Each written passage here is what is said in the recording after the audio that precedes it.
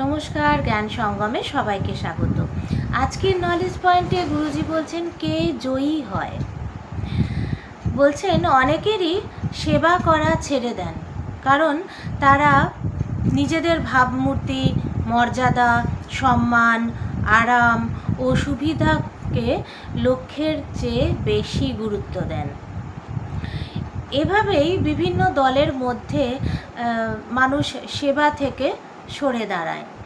যখন তারা কোনো পদ বা পদবি পায় না, যখন তারা অপমানিত বোধ করে, যখন তারা মনে করে যে এর বিনিময়ে তারা প্রত্যাশা অনুযায়ী কিছুই পাচ্ছেন না,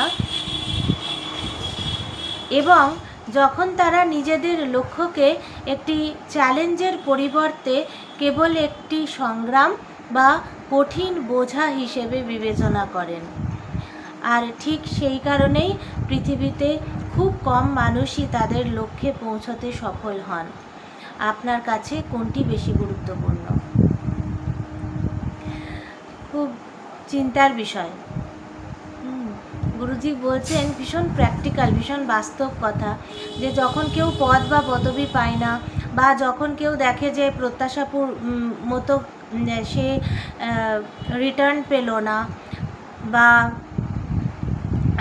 অনেক সময় মানুষ নিজেদের সুবিধার্থে, কোনো সুবিধার্থে, সম্মান, আরাম, সুবিধা, ভাবমূর্তি, মর্যাদা, যে কোনো রকম সুবিধার্থে দেখছেন যে সুবিধাটা ঠিক মতন পাওয়া যাচ্ছে না, তাহলেও সেবা থেকে বিরত থাকেন।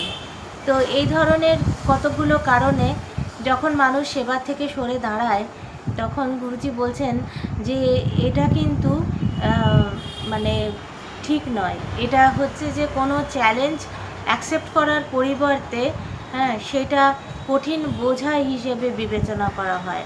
যে আমি সেবা করলাম, তাতে যে বাধাগুলো আসছে সেইটাকে চ্যালেঞ্জ হিসেবে দেখে আমি সেইটাকে চ্যালেঞ্জ অ্যাকসেপ্ট করে নিয়ে আমি এগিয়ে যাব, সেইটা কিন্তু অনেকেই করেন না। তো তখন কি হয়, মুশকিল হয়ে যায়, এবং পৃথিবীর খুব কম মানুষই তখন তাদের লক্ষ্যে পৌঁছাতে সফল হন না। তো যারা এই ধরনের জিনিসগুলোতে নিজেকে আটকে রাখেন, তো তারা সেবা করার থেকে নিজেকে বিরত রাখেন। তো সেই জন্যই গুরুজি এখানে প্রশ্নটা রেখেছেন লাস্টে, যে আপনার কাছে কোনটি গুরুত্বপূর্ণ। খুব ভাবার বিষয়, এবং সেটা ভেবে নিজের সিদ্ধান্তকে দৃঢ় রেখে মনোবল বাড়িয়ে নিয়ে অবশ্যই সেবার কাজে ব্রতী হবেন। সবাই ভালো থাকবেন, সুস্থ থাকবেন। দেখা হচ্ছে পরবর্তী এপিসোডে। নমস্কার।